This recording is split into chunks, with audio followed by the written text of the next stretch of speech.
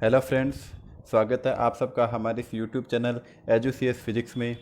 आज हम बात करेंगे विद्युत चुंबकीय तरंगों के बारे में। विद्युत चुंबकीय तरंगें क्या होती है, उसके गुण और विशेषताएं क्या क्या है, इस टॉपिक पर हम आज बात करेंगे।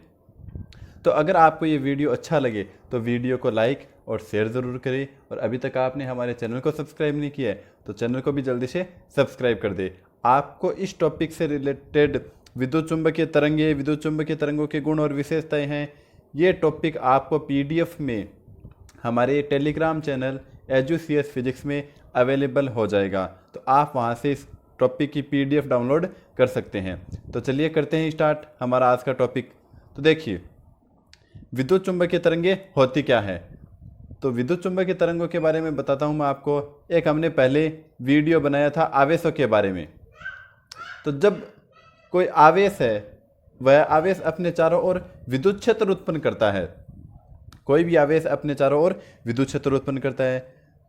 तो जब आवेश गति करेगा तो उसके चारों ओर विद्युत क्षेत्र उत्पन्न होगा, परंतु विद्युत धारा भी उत्पन्न होती है। उसके साथ साथ हमें पता है कि धारा आवेशों के प्रवाह से उत्पन्न होती है। तो धारा आवेशों के प्रवाह से उत्पन्न होगी। तो जब कोई आवेश गति करेगा तो वह विद्युत क्षेत्र के साथ साथ अपने चारों ओर चुंबकीय क्षेत्र भी उत्पन्न करेगा, मतलब मैग्नेटिक फील्ड उत्पन्न करेगा। तो जब कोई आवेश गति करता है तो वो दो टाइप्स के फील्ड उत्पन्न करता है। कौन कौन से? पहला तो है इलेक्ट्रिक फील्ड, दूसरा है मैग्नेटिक फील्ड, मतलब विद्युत क्षेत्र और चुंबकीय क्षेत्र। तो देखो, इस प्रकार जब कोई समान वेग से आवेश गति करता है तो वह विद्युत क्षेत्र और चुंबकीय क्षेत्र दोनों उत्पन्न करेगा। तो देखिए, स्थिर आवेश अपने चारों ओर विद्युत क्षेत्र उत्पन्न करता है। यह बात हमने पहले पढ़ी है, मैंने वीडियो डाला है स्थिर आवेशों के लिए। नियत वेग से गतिमान आवेश के चारों ओर विद्युत क्षेत्र उत्पन्न होता है, परंतु विद्युत धारा इसके चारों ओर चुंबकीय क्षेत्र भी उत्पन्न करती है। जब आवेश गति करेगा तो विद्युत धारा उत्पन्न होगी, और जो विद्युत धारा है वो क्या करेगी, इसके चारों ओर चुंबकीय क्षेत्र भी उत्पन्न कर देगी। इस प्रकार एक समान वेग से गतिशील आवेश के चारों ओर विद्युत क्षेत्र एवं चुंबकीय क्षेत्र दोनों उत्पन्न होते हैं। तो मतलब एक समान वेग से अगर गतिशील कोई आवेश है तो उसके चारों ओर विद्युत क्षेत्र भी उत्पन्न होगा और चुंबकीय क्षेत्र भी उत्पन्न होगा, दोनों उत्पन्न होंगे। तो अब देखिए आगे, यदि कोई आवेश त्वरित गति करता है, त्वरित गति का मतलब है कि उसके गति में परिवर्तन होता है। त्वरित गति का मतलब क्या होता है? उसकी गति में बार बार परिवर्तन होता है, तो उसे हम बोलते हैं त्वरित गति। तो यदि कोई आवेश त्वरित गति करता है तो वह अपने चारों ओर परिवर्तनशील विद्युत क्षेत्र उत्पन्न करता है। मतलब जो विद्युत क्षेत्र होगा वो कैसा होगा? वेरिएबल होगा, चेंजेस होगा, मतलब उसमें परिवर्तन होगा। यह विद्युत क्षेत्र परिवर्तनशील चुंबकीय क्षेत्र उत्पन्न करेगा। कि अब हमें पता है आवेश गति कर रहा है तो विद्युत क्षेत्र उत्पन्न होगा, और साथ में विद्युत धारा भी उत्पन्न होगी, और वह विद्युत धारा क्या करेगी? चुंबकीय क्षेत्र उत्पन्न करेगी। आवेश का अब जो विद्युत क्षेत्र है उसमें बदलाव हो रहा है, तो पॉसिबल है कि चुंबकीय क्षेत्र है उसमें भी क्या होगा? बदलाव होगा, जो पुनः परिवर्तनशील विद्युत क्षेत्र उत्पन्न करता है। मतलब ये क्या करते हैं? चुंबकीय क्षेत्र में परिवर्तन होगा तो विद्युत क्षेत्र में भी परिवर्तन होगा, विद्युत क्षेत्र बदलेगा तो चुंबकीय क्षेत्र भी बदलेगा। मतलब दोनों एक दूसरे पर डिपेंडेंट होते हैं, एक बदलता है तो दूसरा भी बदलेगा।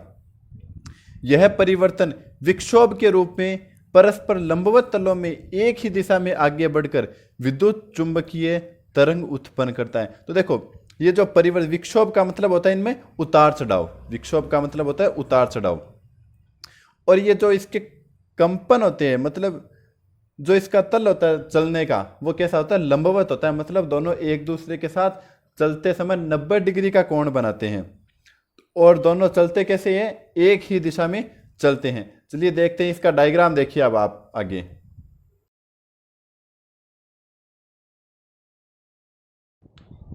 देखिए, मैंने यहाँ पर एक चित्र बनाकर इसको समझाने का प्रयास किया है।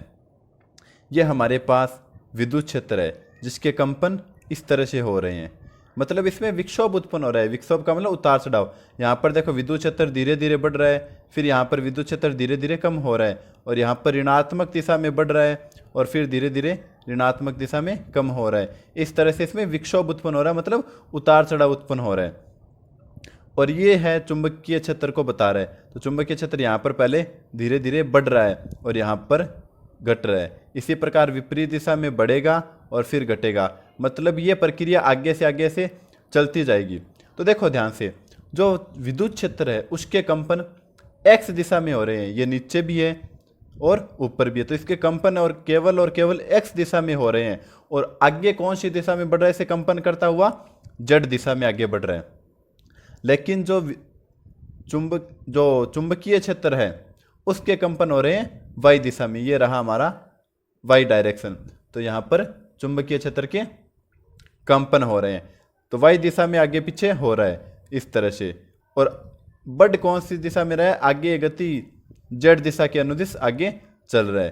तो दोनों ही देखो एक दूसरे के लंबवत है, एक तो है एक्स अक्ष में और एक का तो कंपन है एक्स अक्ष में, दूसरे का कंपन है वाई अक्ष में। तो दोनों के कंपन कैसे है? एक दूसरे के लंबवत, लेकिन दोनों चल कैसे रहे हैं? एक ही दिशा में चल रहे हैं, मतलब जेड एक्स की तरफ जा रहे हैं। तो इस डायग्राम को मैंने आगे देखो समझाया है कि चित्रानुसार एक परिवर्तनशील विद्युत क्षेत्र है।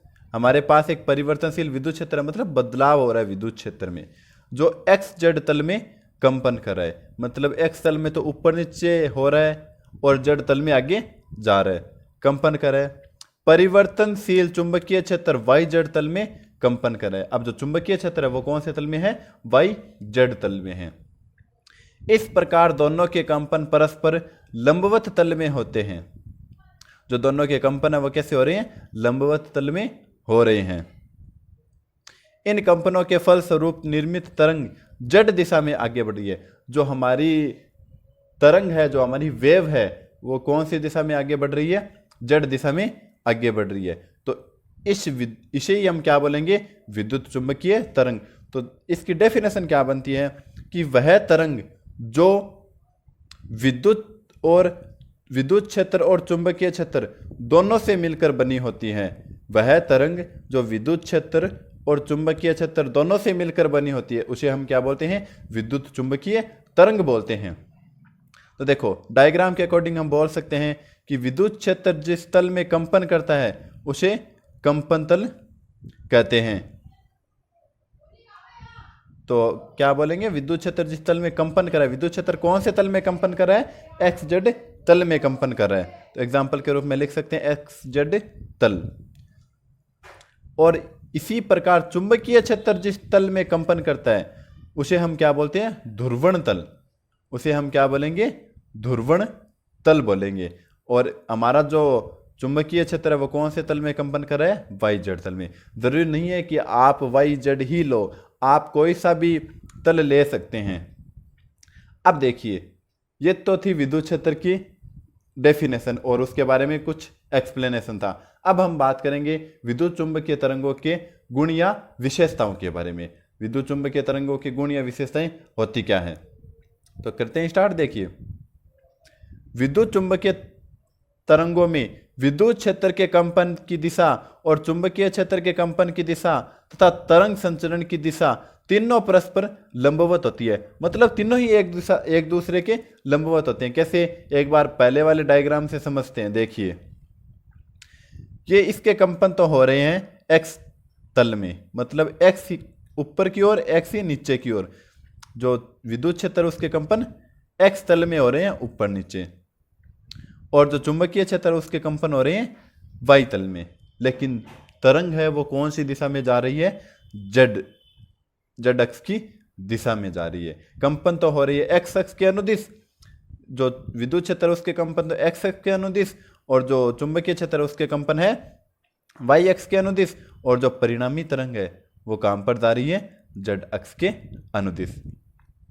क्लियर इतनी बात? और यहां पर ये देखो, जो बिंदु है ई नोट बी नोट, ये क्या बता रहे हैं? इसकी मैक्सिमम मान को बता रहे हैं, अधिकतम मान को बता रहे हैं।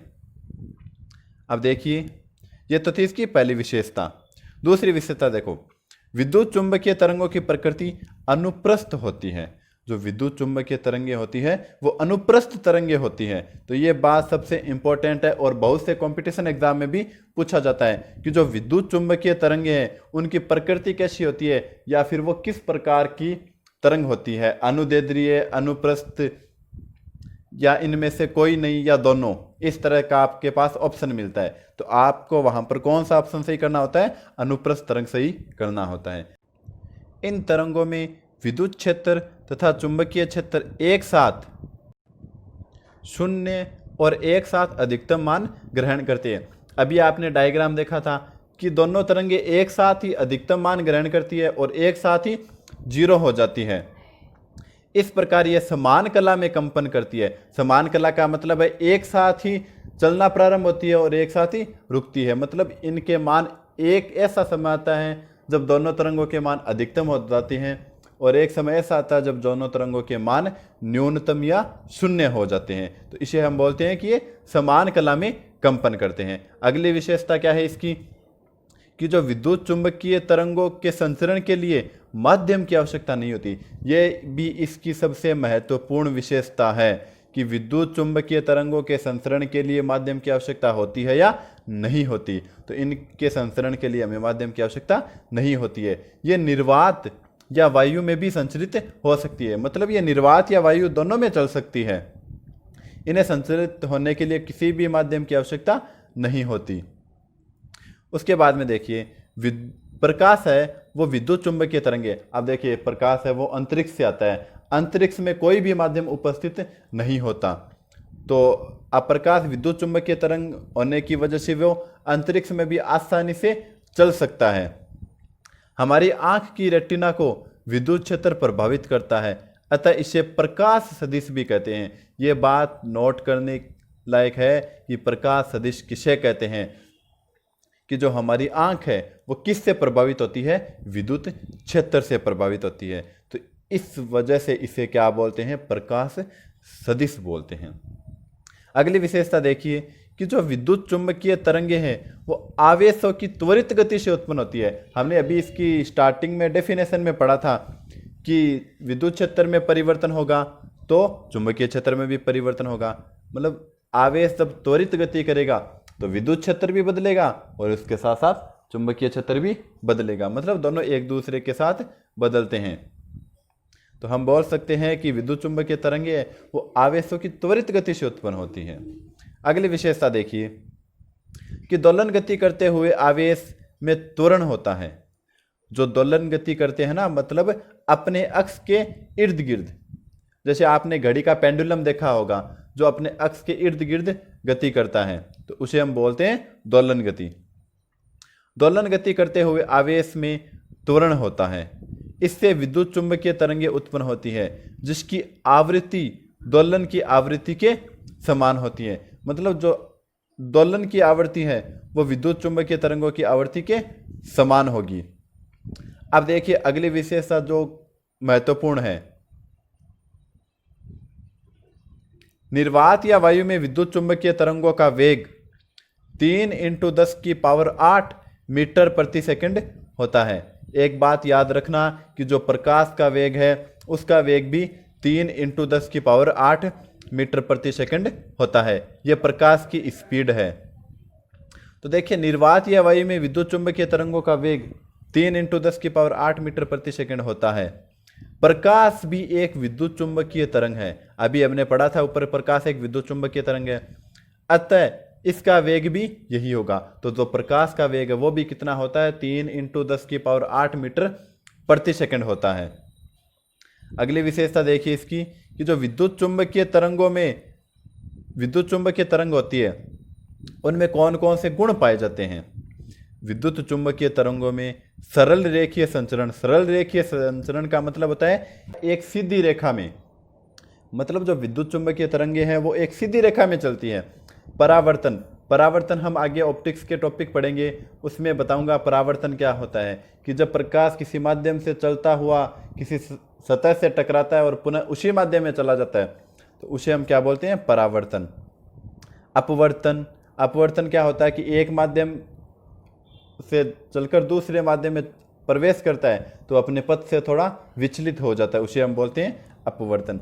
विवर्तन, विवर्तन का मतलब है किसी कोण से टकराकर आंशिक रूप से मुड़ना, उसे हम बोलते हैं विवर्तन। व्यतिकरण तथा ध्रुवण के गुण पाए जाते हैं, ये इसकी प्रॉपर्टीज है। हम ये सारे गुण हैं, परावर्तन, अपवर्तन, विवर्तन, व्यतिकरण, ध्रुवण, ये सब गुण हम पढ़ेंगे ऑप्टिक्स में। आगे देखिए इसकी अगली विशेषता, विद्युत चुंबकीय तरंगों की तरंग दैर्ध्य सैद्धांतिक रूप से 0 से अनंत तक संभव है। जो विद्युत चुंबकीय तरंगे हैं उनकी तरंग दैर्ध्य सैद्धांतिक का मतलब है सिद्धांत है, उसके अकॉर्डिंग कितनी हो सकती है? 0 से अनंत तक हो सकती है, मतलब संभव है इतनी।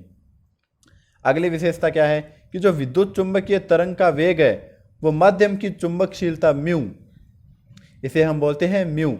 जो माध्यम की चुंबकशीलता उसे किससे प्रदर्शित करते हैं? म्यू से। तथा विद्युतशीलता एप्सिलॉन पर निर्भर करती है। जो विद्युत चुंबकीय तरंग का वेग है वो किस किस पर निर्भर करता है? एक तो चुंबकशीलता म्यू पर और विद्युतशीलता एप्सिलॉन पर निर्भर करता है। फॉर एग्जाम्पल देखिए, अर्थात माध्यम का वेग v है, तो मैंने अभी बताया था कि चुंबकशीलता म्यू और विद्युतशीलता एप्सिलॉन पर निर्भर करता है। तो इसका फॉर्मूला क्या बनता है?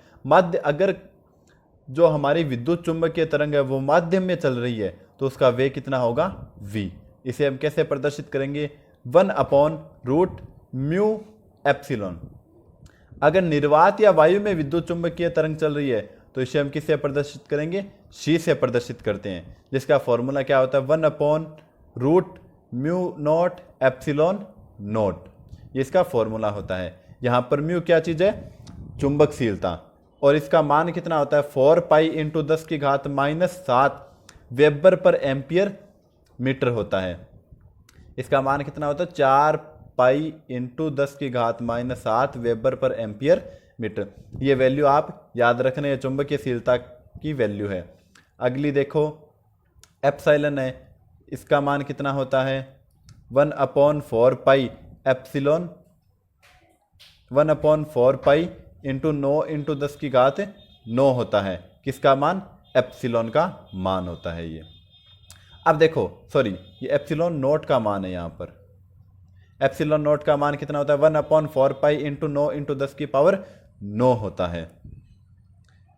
तो ये वैल्यू म्यू नोट और एप्सिलॉन नोट की वैल्यू यहाँ पर रखें तो हमारे पास c किसका वेग है? प्रकाश का वेग है, निर्वात या वायु में। ये वैल्यू दोनों यहाँ पर रखें तो हमारे पास प्रकाश का वेग आना चाहिए। तो देखिए यहाँ पर हम मान रख देते हैं, और जब इसको सरल करते हैं तो 4 पाई से 4 पाई कैंसिल, क्या बच गया?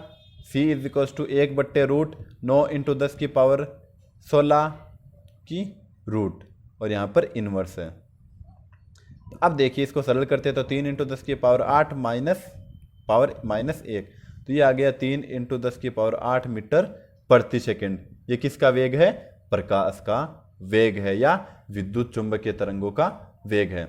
अगली विशेषता देखिए विद्युत चुंबकीय तरंगों की, कि विद्युत चुंबकीय तरंगें हैं ऊर्जा का संचरण करती है। देखिए ऊर्जा का संचरण किस प्रकार से करती है? हम जब धूप में खड़े होते हैं तो हमें ऊर्जा प्राप्त होती है। जो प्रकाश है वो भी क्या है? विद्युत चुंबकीय तरंगें उत्पन्न करता है। तो हम कह सकते हैं कि जो विद्युत चुंबकीय तरंगें है वो ऊर्जा का संचरण करती है, अतः यह प्रगामी तरंगें हैं। कौन सी तरंगें हैं? प्रगामी तरंगें। जो तरंग ऊर्जा का संचरण करती है वह किस प्रकार की तरंगें होती हैं? प्रगामी तरंगें होती है। अगली देखिए विशेषता क्या है? विद्युत चुंबकीय तरंगें सतह पर आपतित होती है तो एक दाब लगाती है। जब विद्युत चुंबकीय तरंगें किसी सतह पर आपतित होती है तो क्या करती है? एक दाब लगाती है, और इस दाब को हम क्या बोलते हैं? विकिरण दाब कहते हैं। इस दाब को हम क्या कहते हैं? विकिरण दाब कहते हैं। अगली विशेषता क्या है? कि जो विद्युत चुंबकीय तरंग के प्रत्येक बिंदु पर विद्युत क्षेत्र और चुंबकीय क्षेत्र के परिमाण का अनुपात तरंग के वेग के बराबर होता है। मतलब जो हमारा विद्युत क्षेत्र है E और चुंबकीय क्षेत्र है B, उनका अनुपात किसके बराबर होता है? तरंग के वेग के बराबर होता है। तो देखिए इसका फॉर्मूला, यदि तरंग माध्यम में संचरित हो रही हो तो E/B बराबर V। माध्यम में हम क्या मानते हैं, वेग V मानते हैं, और निर्वात या वायु में वेग कितना मानते हैं, C मानते हैं। तो इसका वेग कितना हो जाएगा, E/B = V। ये तो है विद्युत क्षेत्र और यह है चुंबकीय क्षेत्र। इनका अनुपात किसके बराबर है, तरंग के वेग के बराबर है। यदि तरंग निर्वात में संचरित हो तो E/B किसके बराबर हो जाएगा, C के बराबर हो जाएगा। अब देखिए इसकी अगली विशेषता, यदि निर्वात या वायु में विद्युत चुंबकीय तरंग का वेग कितना होना चाहिए, C, तथा माध्यम में वेग V हो तो उनका जो अनुपात, जो रेशियो है, वो क्या कहलाता है, माध्यम का अपवर्तनांक कहलाता है। मेरे कहने का मतलब यह है कि C तो क्या है, वेग विद्युत चुंबकीय तरंग का निर्वात या वायु में वेग है, और V क्या है, किसी माध्यम में वेग है। तो इनका रेशियो मतलब इनका अनुपात किसके बराबर होता है, उस माध्यम के अपवर्तनांक के बराबर होता है। अगली विशेषता देखिए विद्युत चुंबकीय तरंग की, विद्युत क्षेत्र x दिशा में कंपन कर रहा है। जो हमने अभी पहले डायग्राम पर देखा था उसमें जो हमारा विद्युत क्षेत्र है वो कौन से डायरेक्शन में कंपन कर रहा है, x दिशा में, और जो हमारी चुंबकीय क्षेत्र है वो कौन से दिशा में कंपन कर रहा है, y दिशा में। हमारी तरंग है वो कौन सी दिशा में जा रही है, z दिशा में। तो उसके अकॉर्डिंग जो इसकी समीकरण बनती है, तरंग समीकरण, वो क्या होती है, देखिए विद्युत क्षेत्र x दिशा में कंपन करता है जबकि तरंग है वो z दिशा में संचरित होती है। तो विद्युत क्षेत्र की कंपन का समीकरण क्या होगा, Ex = E0 sin kz - ωt। तो यहाँ पर देखो जो तरंग का समीकरण है वो Ex होगा। E किसको बता रहे हैं, यहाँ पर विद्युत क्षेत्र को, और x दिशा में कंपन हो रहे हैं इसलिए इसको यहाँ पर x लिख दिया। E0 क्या है, यहाँ पर आयाम है, एम्पलीट्यूड है। यहाँ पर E0 क्या है, आयाम या एम्पलीट्यूड है।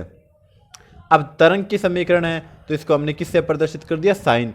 k है यहाँ पर तरंग संचरण नियतांक, और z बता रहा है दूरी को, दूरी या विस्थापन को बता रहा है।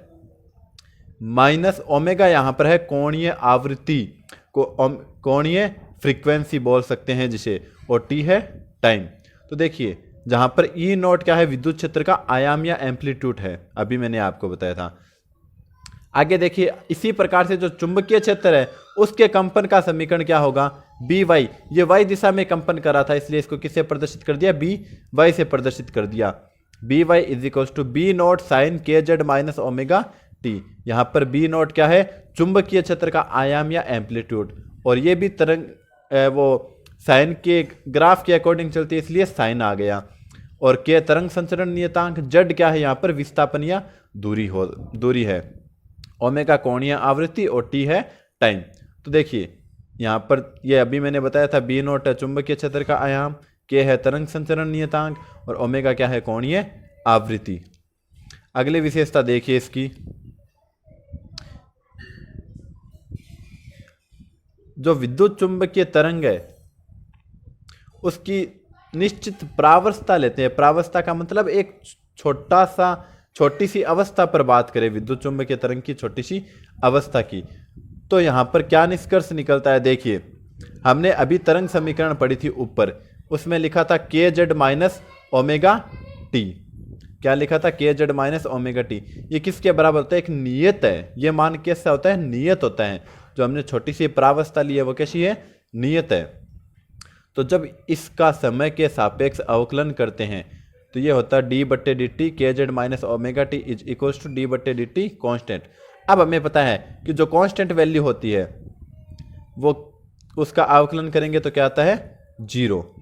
यहाँ पर k क्या चीज़ है, तरंग संचरण नियतांक, तो ये भी कांस्टेंट है, इसका भी अवकलन कितना हो जाएगा, 0। z का अवकलन होगा।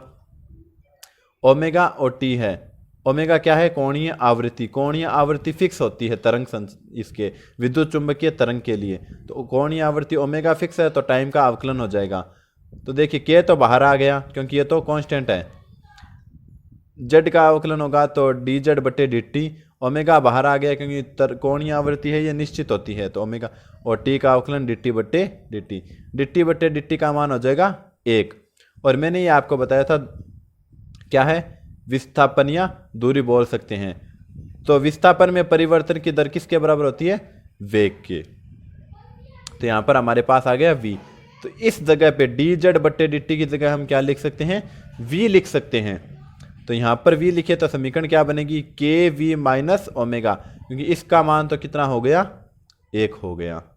अब ओमेगा को इधर भेजें तो क्या बनेगा? K V is equals to omega.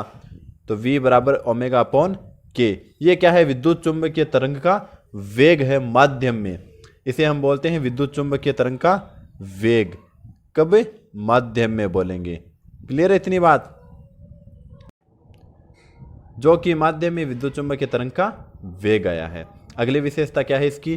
कि यदि विद्युत चुंबकीय तरंग के द्वारा सतह को स्थानांतरित ऊर्जा u है और संवेग p हो तो इनके बीच में क्या संबंध निकलता है? मतलब जो विद्युत चुंबकीय तरंग है, जो वो सतह पर गिरती है तो वो दाब लगाती है। अभी हमने एक विशेषता पहले पढ़ी थी। तो जब वो दाब लगाएगी मतलब अपनी ऊर्जा का भी स्थानांतरण करेगी। यहाँ पर अपनी ऊर्जा का भी क्या करेगी? स्थानांतरण करेगी। तो उस ऊर्जा को हम मान लेते हैं u है। और संवेग कितना उत्पन्न होता है? तरंग का संवेग कितना है? p है। तो जो इनमें संबंध है वो क्या होगा? p बराबर u अपॉन c। और यहाँ पर c क्या चीज़ है? प्रकाश का वेग, जिसका मान होता है 3 × 10⁸ मीटर प्रति सेकंड। अगली विशेषता देखिए इसकी। जो विद्युत चुंबकीय तरंग का ऊर्जा घनत्व है वो किसके बराबर होता है? विद्युत ऊर्जा घनत्व और चुंबकीय ऊर्जा घनत्व उनके योग के बराबर होता है। तो इसे हम कैसे लिख सकते हैं? U is equals to U E plus U M. E तो क्या है? जो विद्युत क्षेत्र है उसका ऊर्जा घनत्व है, और m क्या चीज़ है? जो चुंबकीय क्षेत्र है उसका ऊर्जा घनत्व है। तो जो विद्युत क्षेत्र है, विद्युत ऊर्जा घनत्व, उसका मान कितना होता है? 1/2 epsilon not into E square. जो विद्युत ऊर्जा घनत्व किसके बराबर होगा? 1/2 एप्सिलॉन नॉट ई स्क्वायर के। और जो चुंबकीय ऊर्जा घनत्व है वो किसके बराबर होता है? 1/2 B square upon mu naught. यहाँ पर म्यू नोट क्या है? चुंबकीय क्षेत्र की विद्युतशीलता, चुंबकीय विद्युतशीलता। तो दोनों को जोड़ेंगे तो हमारे पास क्या इक्वेशन आएगी? u is equals to 1/2 E naught epsilon 1/2 epsilon naught E square plus half B square upon mu naught आएगी। यह है विद्युत चुंबकीय तरंग का ऊर्जा घनत्व की समीकरण। ये बात याद रखना, एग्जाम में पूछी जाती है। अगली विशेषता देखिए। प्रकाश को छोड़कर अन्य सभी विद्युत चुंबकीय तरंगे हैं वो कैसी होती है? अदृश्य होती है, मतलब दिखाई नहीं देती। दृश्य विद्युत चुंबकीय तरंग की जो आवृत्ति का परास है वो उसकी परास कितनी होती है? ध्यान से देखना, 4 × 10⁻14 हर्ट्ज से 7 × 10⁻14 हर्ट्ज तक होती है। ये वैल्यू याद रखना कि जो विद्युत चुंबकीय तरंग की आवृत्ति की परास है, दृश्य आवृत्ति की, वो कितनी होती है?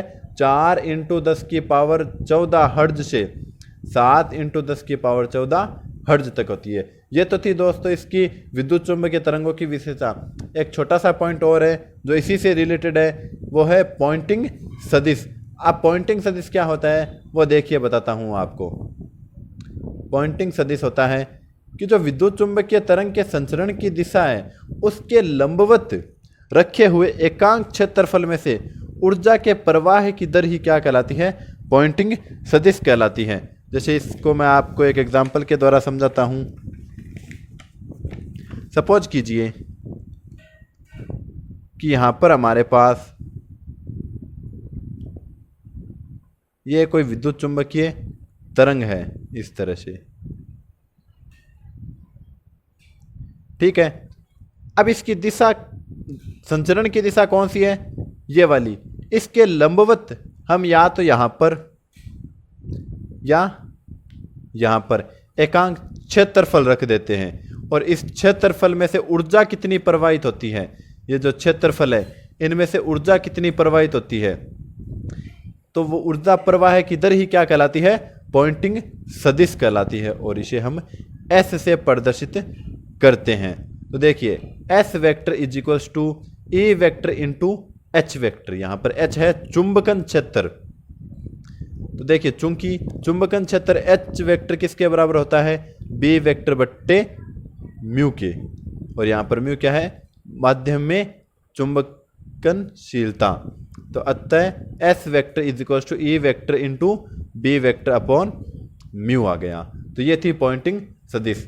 तो धन्यवाद दोस्तों वीडियो देखने के लिए। आप चैनल को सब्सक्राइब कीजिए ताकि जब भी कोई नया अपडेट आए तो आपको सबसे पहले पहुंच जाए।